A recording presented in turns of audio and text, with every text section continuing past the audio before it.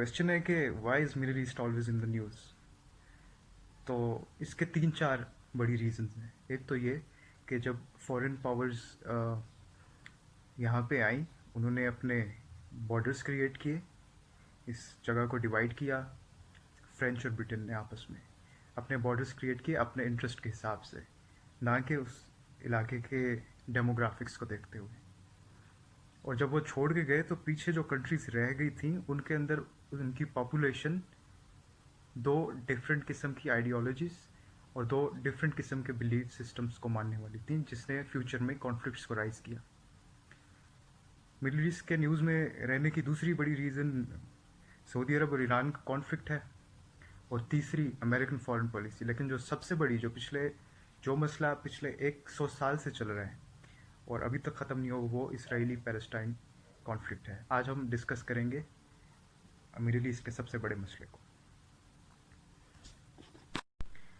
World war one के दौरान Britain ने ज्यूज़ को सपोर्ट लेने के लिए उनसे सेंट्रल पावर्स के अगेंस्ट उन्हें ये प्रॉमिस किया कि जंग ख़त्म होने के बाद वो उनकी ज़ायनिस्ट मूवमेंट को सपोर्ट करेंगे, और ज्यूज़ जो कि पिछले 2000 साल से अपना जिनका एक इंडिपेंडेंट ज्यूइश स्टेट नहीं है, तो ये हेल्प करेंगे उनको ये अपना स्टेट अचीव करने में। बिल्कुल वैसे ही जैसे इंडिया में ये वॉर के लिए सपोर्ट लेने के लिए ब्रिटिश ने प्रॉमिस किया था कि वॉर के बाद इनको कंट्री की गवर्नेंस में ज़्यादा रोल दिया जाएगा, और बिल्कुल वैसे ही जैसे सऊदी अरेबिया में सूट्स को ऑटोमन के ख़िलाफ़ रिवॉल्ट करने के लिए इंडिपेंडेंस का वादा किया गया था। अब जंग ख़त्म हो जाती है और ऑटोमन एम्पायर टूट जाती है। इसके दो टुकड़े, फ्रेंच मैंडेट और ब्रिटिश मैंडेट। फ्रेंच मैंडेट में सीरिया, लेबनान आ जाते हैं, और ब्रिटिश मैंडेट जो होता है उसमें पैलेस्टीन, इराक और ट्रांसजॉर्डन। अब जो इस ब्रिटिश मैंडेट का फ़लस्तीन वाला पार्ट है, जो पैलेस्टाइन वाला पार्ट है, इसमें ब्रिटिश चाहती है कि जो ज्यूज़ से प्रॉमिस किया गया था वो स्टेट इस ब्रिटिश मैंडेट ऑफ पैलेस्टाइन में ज्यूज़ को बना के दिया जाए। अभी तक सिर्फ चाहती है, अभी तक बना के नहीं दिया, जिसकी वजह से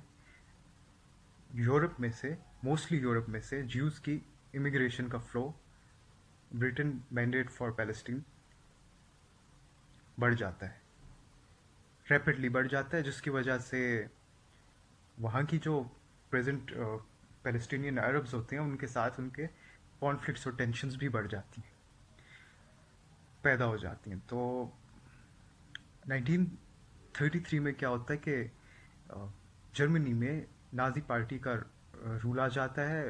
हिटलर जर्मनी का चांसलर बन जाता है, और ये वैसे ही ज्यूज़ के ख़िलाफ़ ये एंटी सेमेटिक पार्टी होती है, तो इमिग्रेशन का फ़्लो मज़ीद बढ़ जाता है, और बहुत सारे ज्यूज़ जर्मनी से और ऑल अराउंड द यूरोप, वो सारे वहाँ से उठ के mostly British mandate for Palestine में अपना एक सेपरेट होमलैंड बनाने के लिए माइग्रेट कर लेते हैं।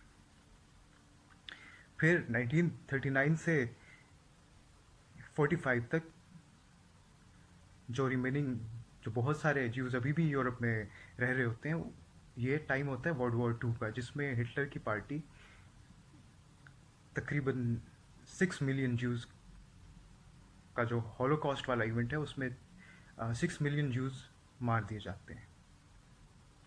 रिजल्ट क्या होता है? इमिग्रेशन का फ्लो और ज़्यादा बढ़ जाता है। 1946 में इमिग्रेशन भी बढ़ चुकी है, टेंशन्स भी बढ़ चुकी हैं। अब ब्रिटिश इस जगह का कंट्रोल लूज़ करने लग गया है, और वो विड्रॉल करना चाहता है।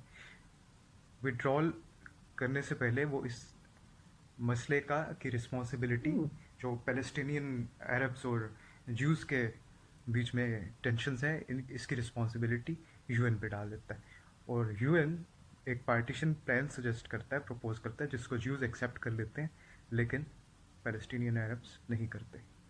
1948 में ब्रिटेन चला जाता है, विड्रॉ कर लेता है, और इसराइल अपने इंडिपेंडेंस डिक्लेयर कर देता है। उधर इसराइल अपनी इंडिपेंडेंस डिक्लेयर करता है, यहाँ पे अरब्स मिलके एक अरब लीग, अरब्स की बात कर रहा हूँ तो इसके अंदर Syria, Lebanon, Palestine, Iraq, Jordan, ये सारे मिलके इसराइल के ऊपर वॉर डिक्लेयर कर देते हैं। इस वॉर के रिजल्ट में क्या होता है कि जो यूएन का प्रपोज पार्टीशन प्लान होता है उससे भी ज़्यादा टेरिटरीज इसराइल गेन कर लेता है, जबकि ट्रांस जॉर्डन अपना वेस्ट बैंक के ऊपर और इजिप्ट नीचे से जो गाज़ा स्ट्रिप होती है उसको ऑक्यूपाई कर लेता है। रिजल्टेंटली क्या होता है कि जो 7 लाख की पैलेस्टीनियन अरब्स की आबादी है वो रेफ्यूजीज बन के पूरे अरब लीग में रेफ्यूजीज कैंप में सेटल हो जाते हैं।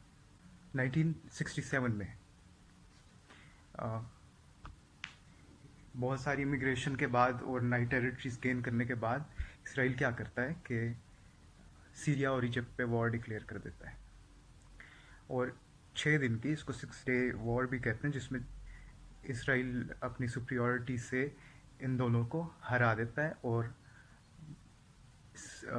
इजिप्ट के इलाके सिनाई पे और ट्रांस जॉर्डन के इलाके गोलन हाइट्स पे उनको कैप्चर कर लेता है। वेस्ट बैंक भी अब इसराइल के पास आ जाती है।